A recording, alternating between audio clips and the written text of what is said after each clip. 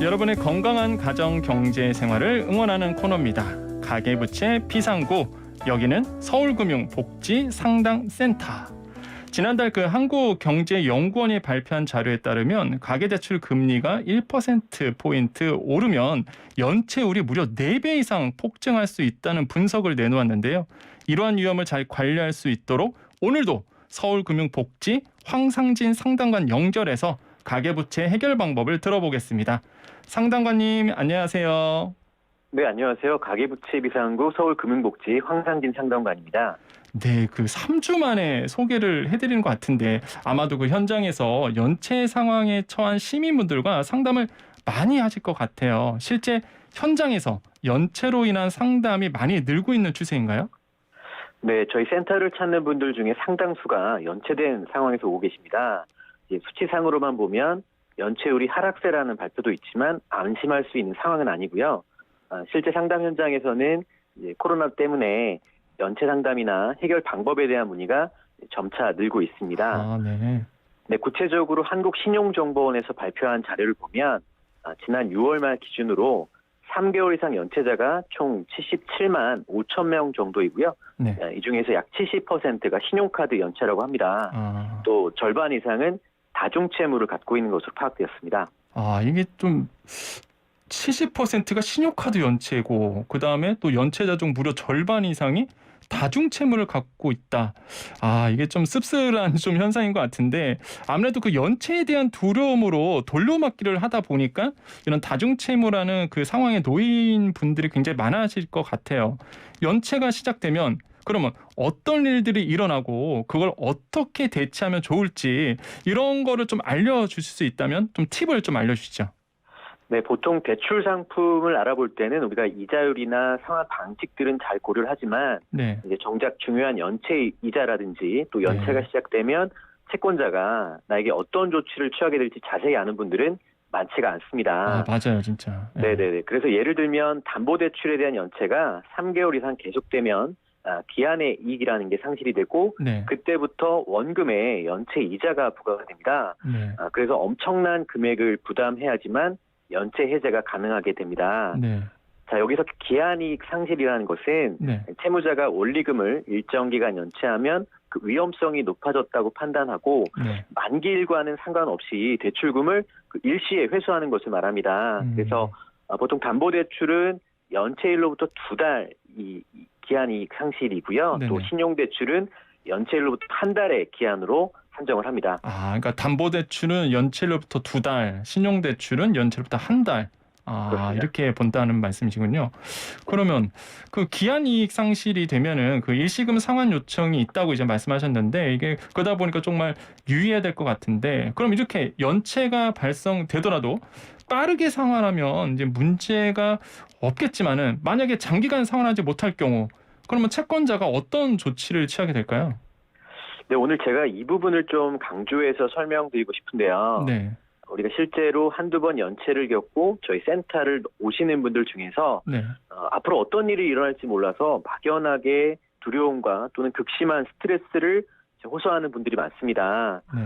요즘처럼 이제 코로나 때문에 오랫동안 영업 이익이 감소하거나 또 갑작스런 실직 등으로 돌려막기를 계속 하시다가 이제 결국에는 감당이 안 돼서 연체 상황을 맞게 되는 경우가 많은데요. 이때 반드시 떠올려야 할 두 글자가 있습니다.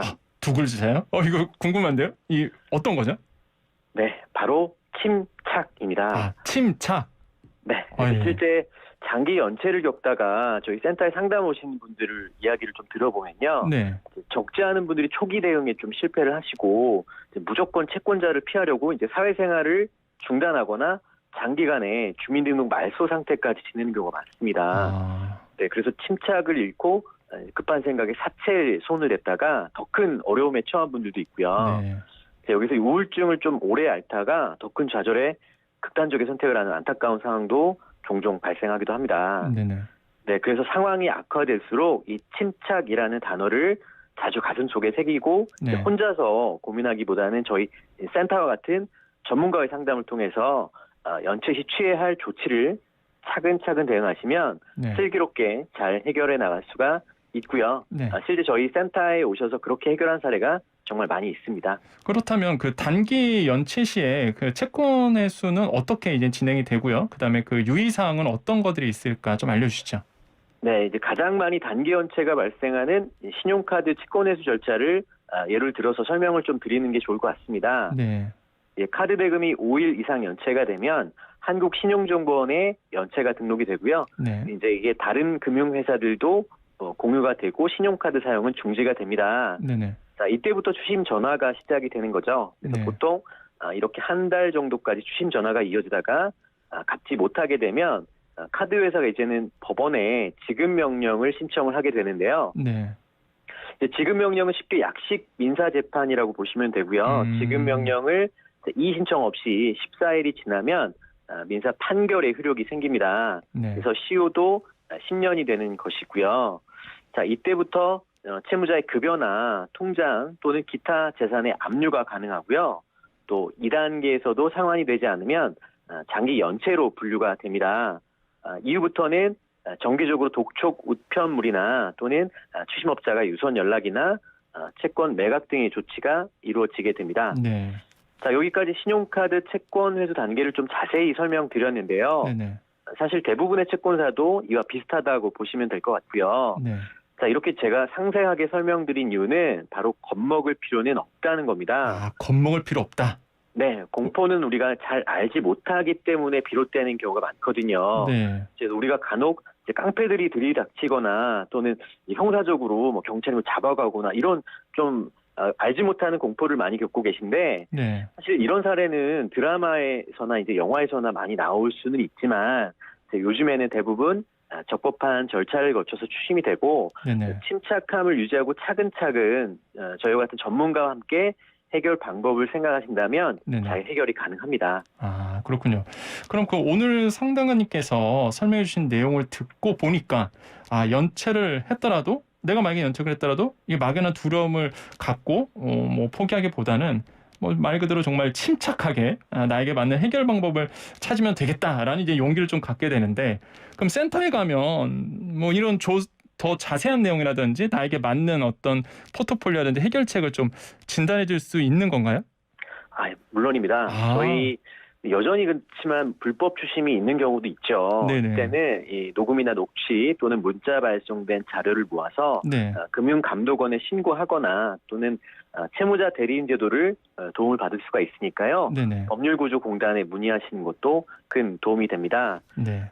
자, 오늘 이 방송을 듣고 연체가 있으신 분들은 혼자서 고민하지 마시고 네. 반드시 제가 강조했던 침착 이 단어를 좀 가슴에 새기시고 네. 저희 금융복지상담센터를 찾아오시면 네. 본인에게 맞는 부채 탈출 방법과 채무 중 상담을 누구나 무료로 상담받을 수가 있고요. 네. 1644-0120으로 전화 주시면 상담이 가능하니까 참고 부탁드리겠습니다. 다시 한번 말씀해 주시죠. 1644에 0120으로 전화 주시면 상담이 네. 가능합니다. 0120, 1644에 0120으로 전화 주시면 되겠다라고 말씀드립니다. 오늘도 좋은 정보 너무나 감사하고요. 시간 관계상 여기까지 듣겠습니다. 감사합니다. 감사합니다. 지금까지 가계부채 비상구 서울금융복지 황상진 상담관이었습니다.